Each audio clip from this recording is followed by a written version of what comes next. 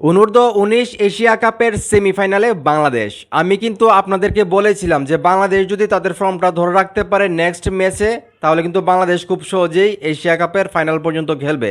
আপনাদের খেয়াল আছে কিনা, আমি যখন আফগানিস্তানের বিপক্ষে বাংলাদেশের দুর্দান্ত জয়টা হয়েছিল তখনই কিন্তু আমি এই কথাটা বলেছিলাম। এবং আজকে কিন্তু বাংলাদেশের নেপালের বিপক্ষে খেলা ছিল এবং বাংলাদেশ কিন্তু এক কথায় নেপালকে উড়াই দিছে বলতে গেলে।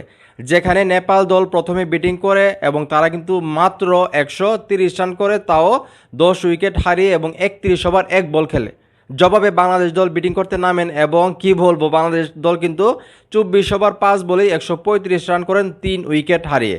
যেখানে বাংলাদেশ দল 7 উইকেটে নেপালের বিপক্ষে জিতেন এবং বাংলাদেশ দল অলরেডি সেমিফাইনালে চলে গেছেন, মানে এশিয়া কাপের সেমিফাইনালে বাংলাদেশ।